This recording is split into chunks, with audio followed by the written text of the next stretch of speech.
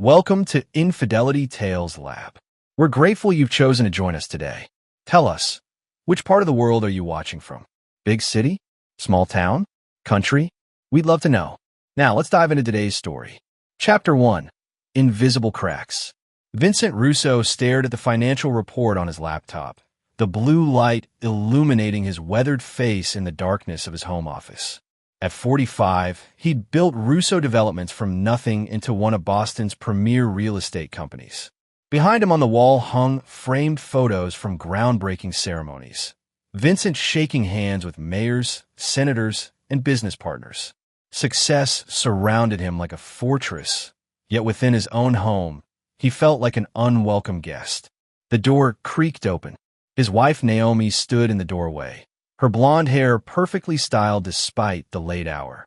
"Coming to bed anytime soon?" Her voice carried that familiar edge, not concern, but irritation. "Just finishing up," Vincent replied without looking up. "Whatever. Don't wake me when you come in."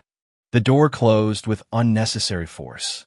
15 years of marriage had devolved into this. Polite exchanges laced with resentment. Vincent sometimes caught himself trying to remember when things had changed. Was it after he'd expanded the business to New York? Or earlier, when Naomi had abandoned her own career to support his dreams, something she never let him forget?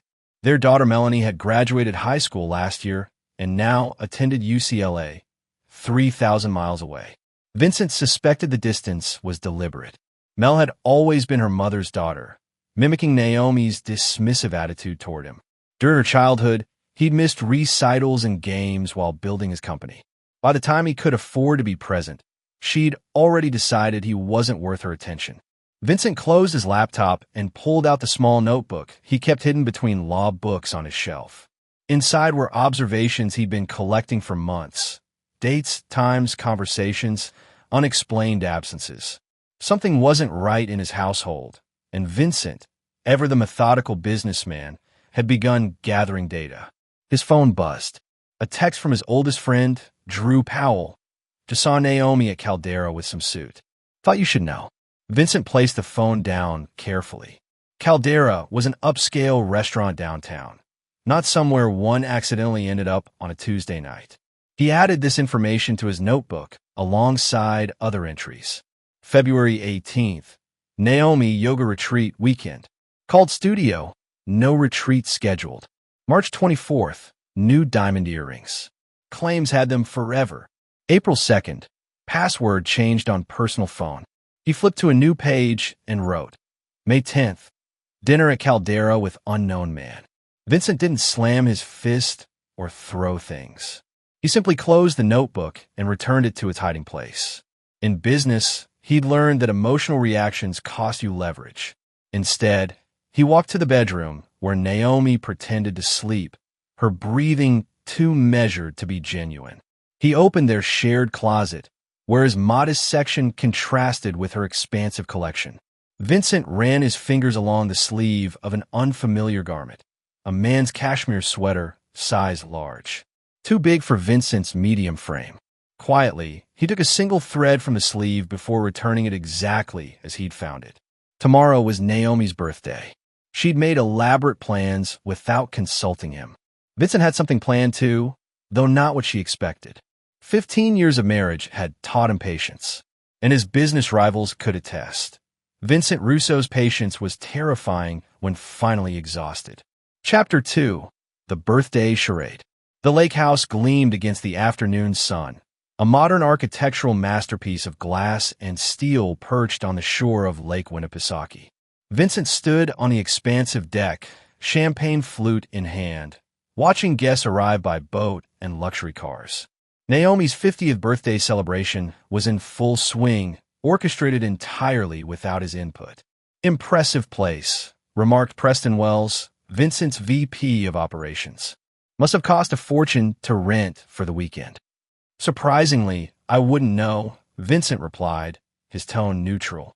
Naomi handled everything. Preston's eyebrows rose, but he said nothing. Vincent surveyed the gathering. 40 guests, most he barely recognized. Naomi's friends from her tennis club, her book group, her weekly charity committee, that produced suspiciously few actual charitable outcomes.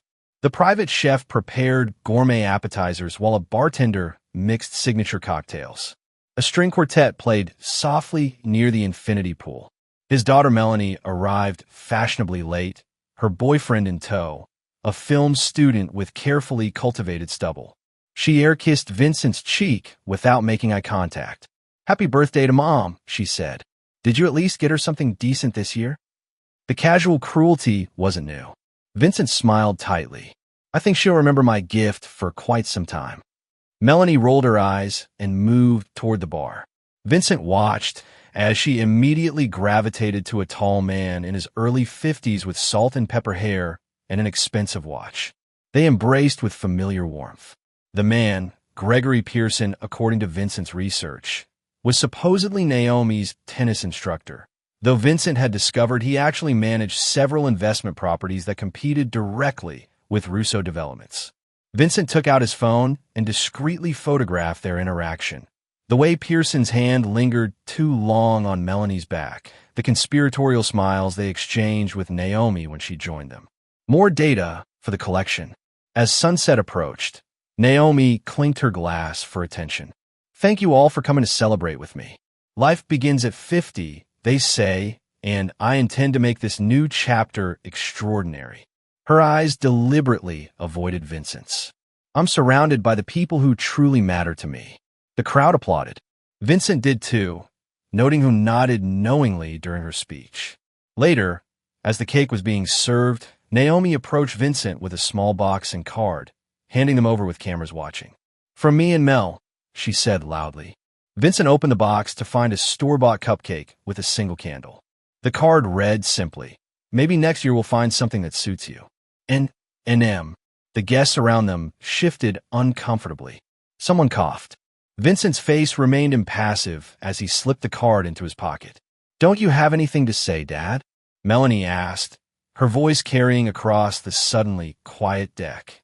Vincent took out his phone, snapped a photo of the cupcake, and said, "I think this speaks for itself. Enjoy your party, Naomi." He walked inside to the master bedroom, removed a pre-packed bag from the closet, and made a phone call. 20 minutes later, a car arrived discreetly at the service entrance. Vincent left without anyone noticing, boarding a private helicopter at a nearby clearing. Only as they lifted off did he allow himself a single cold smile. His phone buzzed repeatedly with Naomi's incoming calls, but Vincent switched it to airplane mode. The real birthday surprise was just beginning. Chapter 3. The Revelation. 3 days later, Vincent sat in a private investigation office in downtown Boston, reviewing photographs, bank statements, and surveillance reports. The evidence formed a damning narrative. Naomi and Gregory Pearson had been involved for at least 2 years. More surprising was Melanie's role. She'd been actively facilitating their meetings, serving as lookout and alibi provider since before her 18th birthday. "This isn't just an affair," said Kira Levinson, the former FBI agent Vincent had hired 6 months ago. "They've been systematically liquidating assets from your joint accounts and purchasing properties through shell companies. Pearson's been using insider information about your development plans to undercut you." Vincent nodded, unsurprised. The betrayal stung less than the elaborate nature of their deception. "And my daughter's involvement?" Kira handed him another folder. "Pearson's been paying her tuition directly. There's also evidence he's known her since she was 15, long before he supposedly met Naomi at the tennis club." Vincent's expression darkened. "Show me everything." The timeline that emerged was calculated and cold. Pearson had deliberately targeted Vincent's family, using a vulnerability assessment of Russo Developments to identify Vincent as the perfect mark: wealthy, workaholic, emotionally distant from his family. He'd cultivated relationships with both Naomi and Melanie, positioning himself as the attentive alternative to Vincent's preoccupation with business. "There's more," Kira said hesitantly. "The lake house rental? It wasn't just for the birthday. The property is owned by a holding company controlled by Pearson. They've been using it for months, but the ownership is obscured through multiple layers." Vincent stared at a surveillance photo of Naomi, Pearson, and Melanie laughing together at a restaurant, dated 6 months before Naomi claimed to have met him. They look like a family, he observed quietly. In a way, they've been functioning as one, Kira confirmed. The birthday party was unusual only in that you were invited. Typically, they gather without you. Vincent stood and walked to the window, looking out at the city he'd helped build. His reflection showed no emotion, but his voice had gained a dangerous edge when he spoke again. What's their endgame? Based on financial movements, they're preparing for Naomi to file for divorce this summer. There's evidence they've been consulting with attorneys who specialize in high-net-worth separations. They've already moved approximately $12 million through various channels. Vincent turned from the window. And they think I'll just accept that? Kira hesitated. Mr. Russo, there's one more thing you should know. We found drafts of incriminating emails on Pearson's server. Fabricated correspondence that makes it appear you've engaged in unethical business practices. They're building a case to threaten you with exposure if you contest the divorce terms. Instead of anger, a cold smile spread across Vincent's face. Pearson thinks he's playing chess, but he doesn't realize what game we're actually in. He returned to the table and picked up his phone. I'll need complete surveillance on all three of them. And contact Leo at Secure Systems. I want everything electronic they own completely compromised. Mr. Russo, Kira said carefully, some of what you're suggesting falls into gray legal areas. Vincent merely looked at her. And what they're doing doesn't. Kira nodded slowly. I'll make the arrangements. What's your next move? Vincent checked his watch. Right now, I'm officially devastated by my wife's betrayal. I'm taking an extended leave of absence to process my emotions somewhere tropical and expensive. He showed her his phone. His location services placed him in the Maldives, complete with geotag photos. Meanwhile, I'll be implementing what I call the Vesuvius Protocol. Named after the volcano, Vincent's smile didn't reach his eyes. Pompeii never saw it coming either. Chapter 4. Groundwork. The abandoned warehouse in South Boston had once been a textile factory before Vincent converted it into a secure operations center. Inside, multiple screens displayed surveillance feeds, financial data, and communication intercepts. Vincent had assembled a small team, professionals who operated in the shadows of legal boundaries. Our friends are getting nervous, said Leo Vega, Vincent's head of security and oldest friend. On screen, footage showed Naomi pacing in their home office, frantically checking her phone. You've been missing for 2 weeks. She's filed a missing persons report, but she's telling Pearson not to worry. Vincent, now sporting a beard and different hairstyle, studied the feed. And Melanie? Still at UCLA, but she's been making unusual calls. Leo pulled up a transcript. She asked her trust fund manager about accessing her principal early. Moving pieces into position, Vincent mused. An alert flashed on one of the screens. Leo pulled up an email intercept. Pearson's reached out to a new attorney, specializes in inheritance claims. Vincent's eyes narrowed. They're anticipating my death. Convenient timing. There's more, Leo said grimly. We found this on Pearson's laptop. He displayed a document. A contract with a name Vincent recognized from his less reputable development projects. Riker, Vincent whispered. They're hiring Riker. Leo nodded. Scheduled to meet tomorrow. Given Riker's history, Vincent finished the thought. He's not being hired to find me. He's being hired to confirm I'm gone permanently. He straightened his jacket. Let's arrange a reunion. The following evening, Vincent watched from an unmarked van as Gregory Pearson emerged from his Beacon Hill townhouse. The surveillance team tracked him to an industrial area in Dorchester, where he entered a bar frequented by certain professionals who value discretion over legality. Vincent entered through the back, baseball cap pulled low. He took a seat in a dark corner booth, angled to observe Pearson and the man he was meeting, Calvin Riker, a former military contractor with a reputation for resolving problems permanently. Through a discreet earpiece, Vincent listened to their conversation, captured by equipment Leo had planted earlier. The situation requires finesse, Pearson was saying. We need confirmation, not just speculation. Riker's gravelly voice replied. Finding bodies in remote locations isn't easy, unless you already know where to look. The implication hung in the air. I don't know anything, Pearson insisted. But his wife needs closure. The insurance company is demanding proof before releasing funds. $50,000 for confirmation. Another $50,000 if recovery is necessary. Vincent had heard enough. He slipped out while Pearson and Riker finalized details. Back at the warehouse, Vincent reviewed financial transfers. They've already moved the first payment to Riker's shell company, he told Leo. Naomi signed as the authorizing party using our joint account. That's a problem, Leo observed. She's spending your money to have you eliminated. Vincent's expression hardened. No, that's evidence. We're accelerating the timeline. 3 days later, Vincent's lawyer, Catherine Diaz, met him at the warehouse. Everything's in place, she confirmed. Trusts have been restructured, holdings transferred to the new entities. Legally, you've protected about 80% of your assets. And the remaining 20%, as instructed, they appear vulnerable. The bait in the trap. Catherine hesitated. Vincent, what you're planning. There are serious legal considerations. I'm aware, Vincent replied. But they crossed lines first. I'm simply responding in kind. Catherine handed him a final document. Your new identity is established.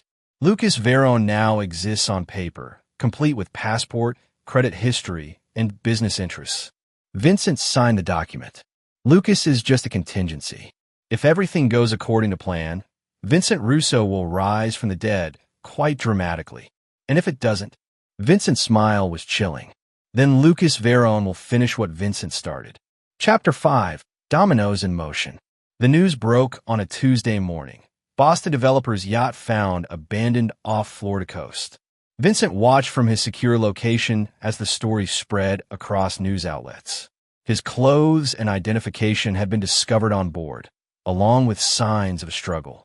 The Coast Guard had initiated a search, but privately admitted to reporters the chances of finding him alive were slim. At the Russo residence, Naomi performed grief convincingly. Dressed in black, eyes rimmed red, she gave a tearful statement to reporters. My husband was everything to me. I'm clinging to hope, but preparing for the worst. Melanie flew home from UCLA, her Instagram feed suddenly full of childhood photos with her father, captioned with loving memories that existed only in digital form. The public outpouring of sympathy was immediate and overwhelming. Vincent observed it all with clinical detachment, making notes in his journal. Behind the scenes, his team tracked the private reactions that told a different story. Pearson canceled his meeting with Riker, Leo reported. Instead, they met with this man. He displayed a driver's license photo. Samuel Kleinman, professional diver with a record for insurance fraud. They're looking for a body to confirm, Vincent nodded. Specifically my body. Any movement on the financial front? Substantial, confirmed Diane Wong, the forensic accountant Vincent had brought in. Naomi's already filed preliminary paperwork with your insurance company. $8 million in life insurance. She's also inquired about accessing your business holdings as your presumed widow. And the trap accounts? Diane smiled thinly. 3 attempts to transfer funds already. We've allowed small movements to appear successful while documenting everything. Vincent turned to Catherine. How long before they can legally declare me dead? Without a body? Massachusetts requires 7 years, she replied. But with the evidence of foul play they're manufacturing, they could petition for an earlier declaration, perhaps within a year. Too long for their taste, Vincent mused. They'll get impatient. As if confirming his prediction, an alert sounded. Leo pulled up a new email intercept from Pearson to Naomi. We need to move faster. Kay says the company is vulnerable now, but won't remain so. Your position as grieving widow is strongest in the immediate aftermath. Time to implement phase 2. Vincent's phone buzzed with a text from Kira, P meeting with them. Surveillance in place. They're bringing my daughter deeper into the conspiracy, Vincent observed, his voice devoid of emotion. Show me. The surveillance feed showed Pearson and Melanie meeting at a coffee shop away from campus. Their body language suggested tension. Audio's patchy, Leo warned as he enhanced the feed. Pearson's voice came through. Need you to sign these as a failsafe. If your mother's claim is contested. Melanie looked uncertain. But isn't this? I mean, technically, It's just insurance, Mel. Your father would have wanted you protected. Vincent watched his daughter sign documents without reading them. Papers that Kira later identified as falsified affidavits claiming Vincent had been mentally unstable before his disappearance. She's committing perjury, Catherine noted gravely. She's sealing her own fate, Vincent corrected. Activate the next phase. 2 days later, a mysterious package arrived at Boston Police Headquarters, addressed to Detective Sophia Rivera, an investigator known for her relentless pursuit of white-collar crime.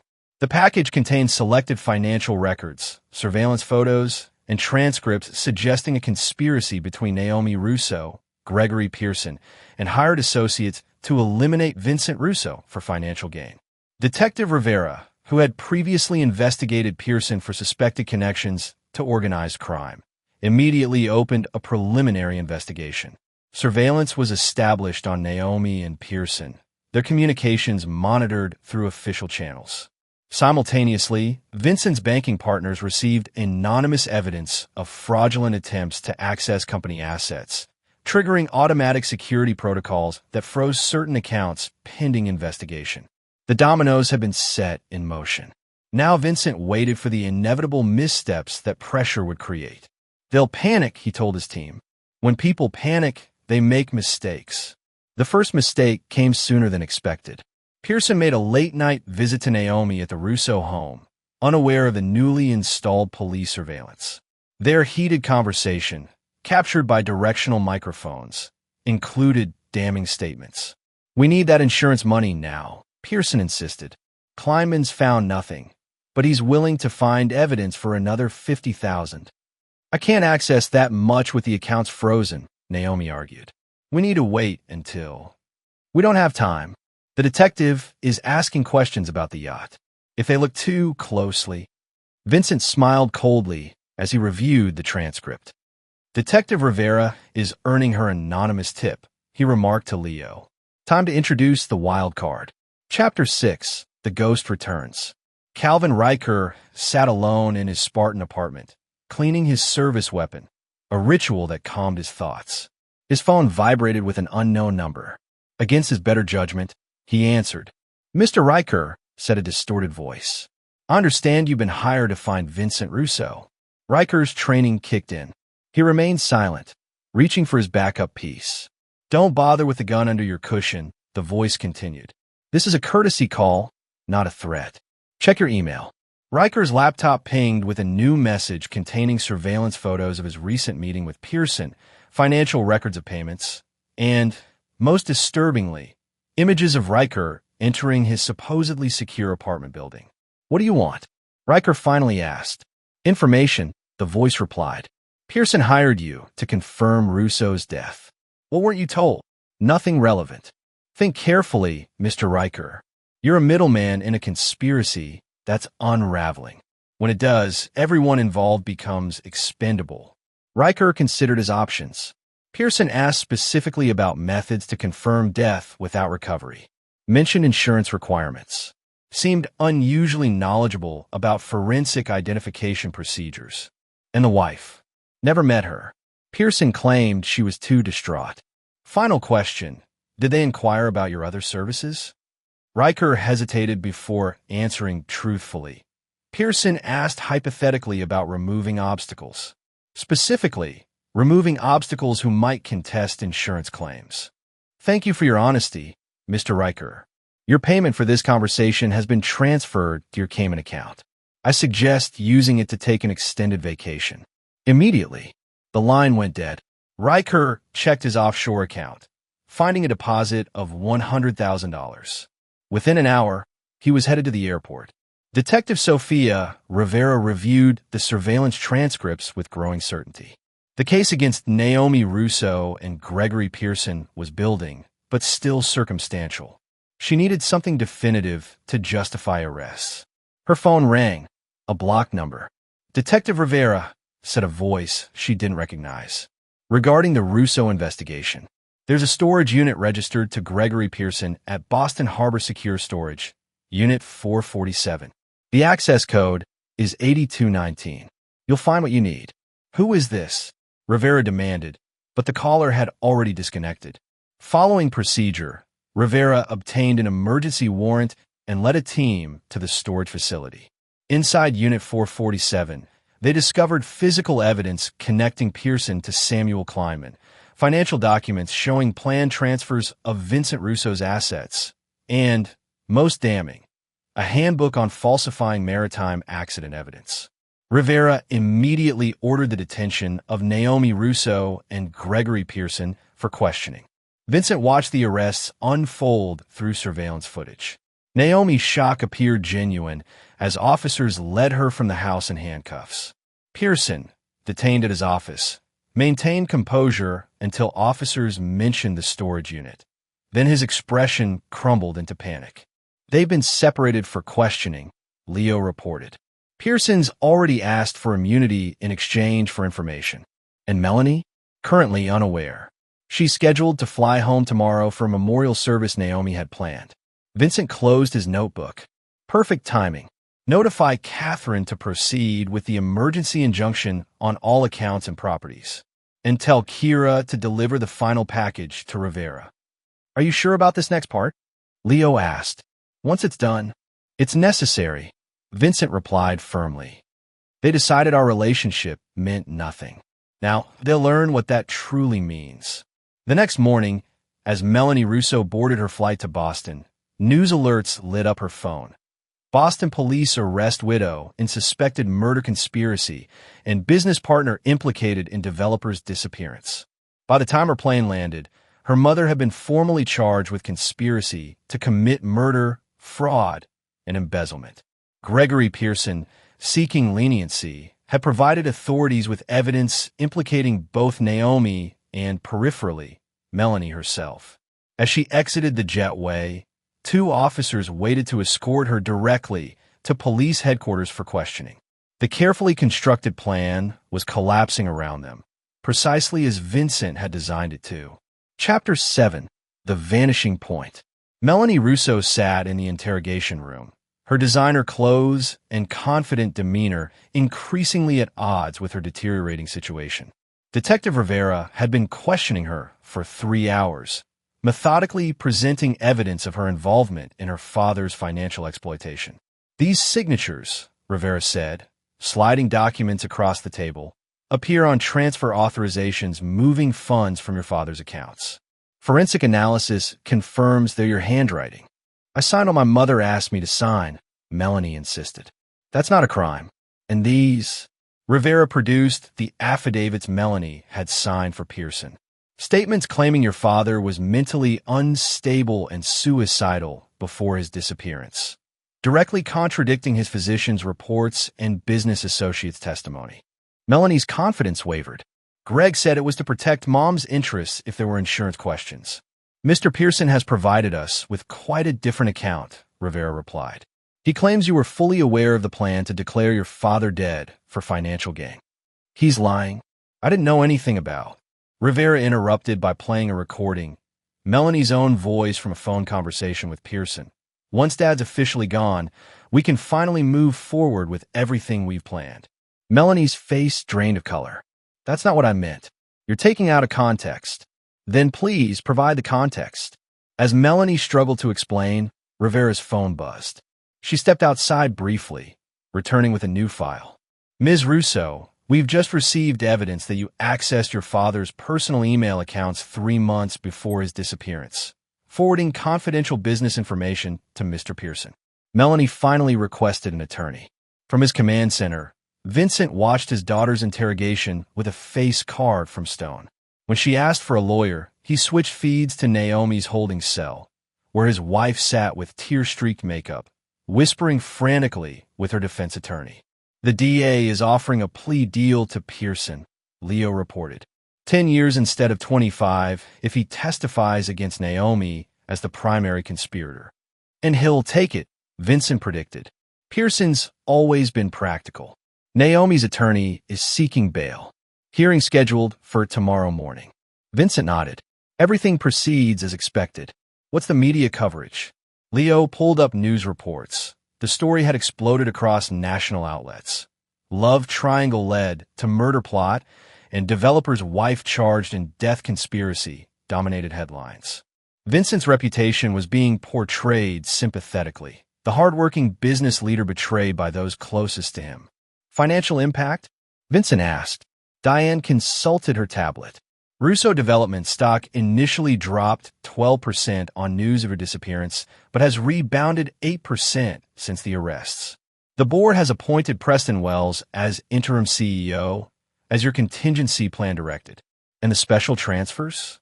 Completed, Diane confirmed. The offshore accounts are secure and untraceable. Vincent stood, stretching muscles tense from hours of observation. Then it's time for Phase 3. Catherine has the documents ready. Leo nodded. Being filed with the court as we speak. Once the judge signs off, Naomi and Melanie lose everything. Vincent finished, his voice matter of fact. The houses, cars, access to accounts. All frozen pending criminal investigation. You're leaving them with nothing, Leo observed. Even the personal items. They left me with less, Vincent replied. Prepare the jet. We're proceeding with the final phase tonight. Naomi Russo was denied bail, deemed a flight risk due to recently discovered passport applications under an alias. As she was returned to her cell, a guard delivered news that devastated her more than the judge's decision.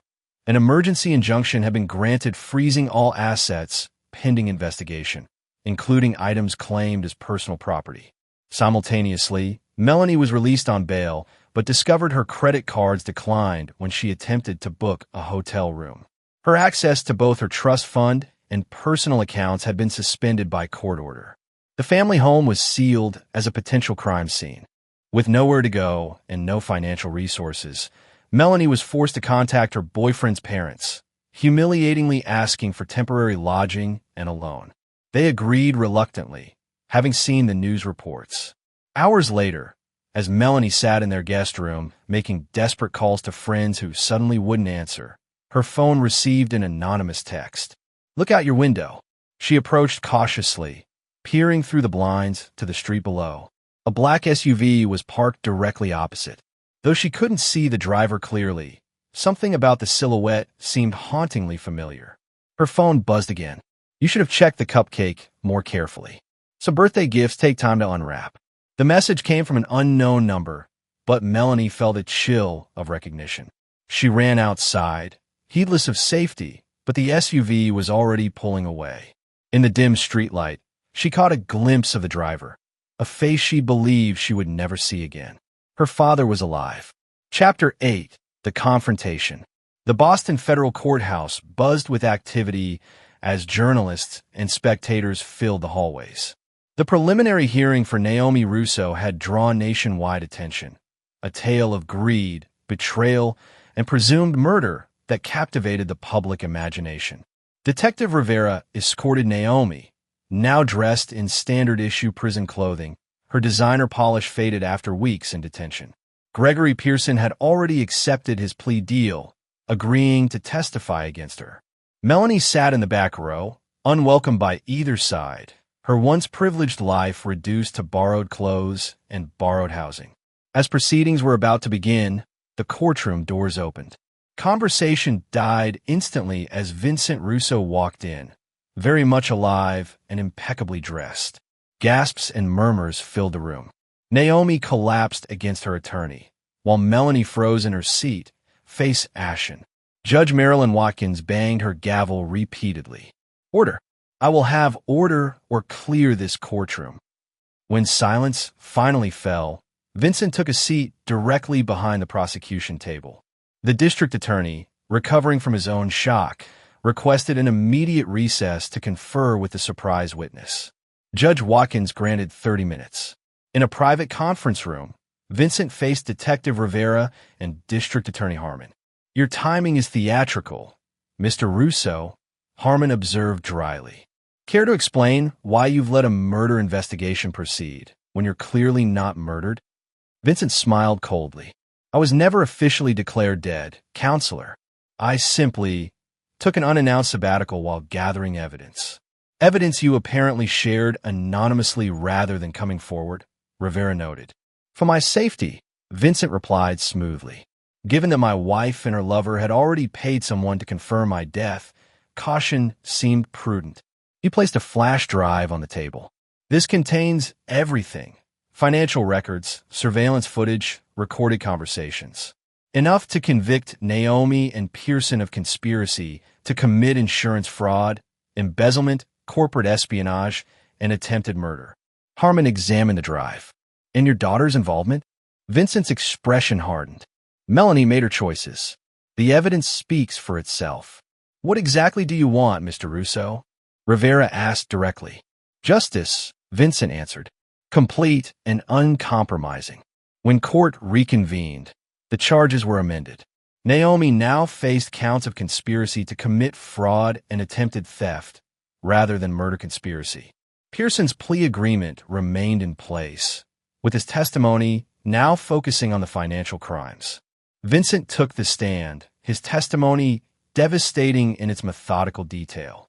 He described discovering the affair, documenting the financial manipulations, and eventually staging his own disappearance to expose the conspiracy. You deliberately let your wife and daughter believe you were dead, Naomi's attorney challenged during cross-examination. Couldn't you have reported your suspicions to authorities without that psychological warfare? After finding evidence, they were actively planning to have me eliminated? Vincent countered. I prioritized my survival over their peace of mind. Throughout his testimony, Vincent never once looked at Naomi or Melanie. They were simply targets, not family. The proceedings concluded with the judge ordering Naomi held without bail. As she was led away, she finally locked eyes with Vincent, mouthing words only he could see. Please help me. Vincent turned away without acknowledgement. That evening, Vincent found Melanie waiting beside his car in the courthouse parking garage. You were alive all along, she said, her voice hollow. You set all of this up. I merely created opportunities, Vincent replied. You, your mother, and Pearson made the choices that led here. They're going to charge me too, aren't they? Prosecutor says accessory to fraud. Minimum. The evidence is substantial. Tears filled Melanie's eyes. Dad, please. I know I made mistakes, but I'm your daughter. Are you? Vincent asked calmly. You've spent years treating me with contempt. You helped Pearson access my business records. You signed fraudulent documents anticipating my death. I didn't know what they were planning. Not at first. Mom said you were controlling the money unfairly, that you'd cut her off if they divorced. So you helped her steal it instead, Vincent finished. Tell me, when did you start calling him Dad behind my back? Melanie's silence was answer enough. I've instructed my attorneys not to oppose emergency access to your trust fund. Enough for legal representation, Vincent said, unlocking his car. Beyond that, you're on your own. Actions have consequences, Melanie. You can't just abandon me, she cried as he got into the vehicle. Vincent looked at her with empty eyes. You abandoned me long ago. The difference is I noticed. He drove away, leaving her alone in the darkening garage. Chapter 9. Ashes and Aftermath. 6 months later, Vincent stood in his completely renovated penthouse office. The space had been transformed. No trace remained of the life he'd shared with Naomi. New furniture, new art, new views from a different building entirely. Vincent had systematically erased all physical reminders of his former family. Leo entered, carrying the morning's paper. The headline announced, Russo conspirators sentenced. Wife gets 12 years. Business partner 8 years in fraud case. It's over, Leo said, placing the paper on Vincent's desk. Pearson's testimony sealed it. Judge gave Naomi the maximum after she still refused to take responsibility. Vincent nodded, unsurprised. Naomi had maintained throughout the trial that she'd been manipulated by Pearson, that the financial transfers had been legitimate gifts, that she'd never intended harm. The jury hadn't believed her. And Melanie? He asked, his voice neutral. 3 years, mostly suspended. 5 years probation. Community service. The DA was lenient given her cooperation. Vincent made no comment, returning his attention to the architectural plans spread across his desk. A new development project that would directly compete with properties Pearson had secretly acquired. She's tried to contact you, Leo continued. Letters, calls. I'm aware. She's young, Vincent. People make mistakes. Vincent cut him off with a sharp gesture. Don't. She made deliberate choices for years. This wasn't a momentary lapse of judgment. Leo nodded, knowing better than to push further. The board meeting is at 11. They're formalizing your return as CEO. After Leo left, Vincent walked to the window overlooking Boston Harbor. His empire had not only survived but thrived in his absence. Russo Developments had expanded, absorbing several of Pearson's now liquidated holdings at bargain prices. His phone buzzed with a text. Catherine confirming the final transfers in the divorce settlement. Naomi would emerge from prison with nothing but a small court-mandated stipend. All joint assets had been legally separated, trusts dissolved, properties redistributed. Vincent had even successfully petitioned to reclaim his family surname, legally requiring Naomi to revert to her maiden name upon release. Another text arrived, this one from an unknown number. Dad, I know you blocked my regular number. Please just talk to me. I've lost everything. Mom's going to prison. I'm not asking for money, just a conversation. Please. Vincent read it twice before blocking this number too. His assistant buzzed the intercom, reminding him of an appointment with potential investors. Vincent straightened his tie and closed the architectural plans, a blueprint for a luxury residential tower to be built on land once owned by Pearson. He named it Phoenix Point, rising from ashes stronger than before. That evening, Vincent hosted a small gathering at his new home, celebrating the company's most successful quarter to date. The guests were carefully selected business associates, none who had known Naomi well or been part of the birthday party debacle. As the evening wound down, Preston Wells, now Vincent's right-hand man after proving his loyalty during the crisis, lingered behind. Remarkable turnaround, Preston observed. Most men would have been destroyed by what you went through. Vincent poured 2 glasses of scotch. Most men accept betrayal. I don't. Still, the personal cost. Preston hesitated. Family is irreplaceable. They weren't family, Vincent replied simply. They were people who share my name and resources while plotting my destruction. I've simply corrected a misclassification. Preston accepted the scotch, but seemed troubled. What about forgiveness, Vincent? For your own peace. Vincent's laugh held no humor. Forgiveness is for those who seek redemption. They sought my elimination. Very different. After Preston left, Vincent sat alone in his minimalist living room. On his phone, he scrolled through news articles about the case, about Naomi's dramatic fall from socialite to inmate, about Melanie's tearful courtroom apology he'd refused to attend. A notification appeared, another message from Melanie, this time through his assistant. I'm leaving Boston, moving to Seattle for a fresh start. I know you may never forgive me, but I need you to know I'm sorry. Not for getting caught, but for everything before. I was wrong about you. Wrong about everything. If you ever change your mind, this is where I'll be. Attached was her new contact information. Vincent stared at it for a long moment before deleting the message without response. He walked to his home office and opened a notebook, the same one where he'd first documented their betrayal. On the final page, he wrote, "Case closed." Then he closed the book and placed it in a safe behind a painting. A reminder, not of what he'd lost, but of what he'd discovered about himself. Vincent Russo would not be betrayed without consequences. Not by business rivals, not by friends, not even by blood. The world now understood exactly where he drew his lines. That knowledge was worth every painful revelation. Vincent poured another scotch and gazed out at the city lights, his reflection in the window showing a man completely self-contained. No longer husband or father, just himself, uncompromised and resolute. And that, he decided, was victory enough. And there you have it. Another story comes to an end. What did you think? I'd love to hear your thoughts in the comments below. If you enjoy this story, consider joining our community by subscribing. It means the world to us. For more stories like this one, check out the recommended videos on screen. And I'll see you there.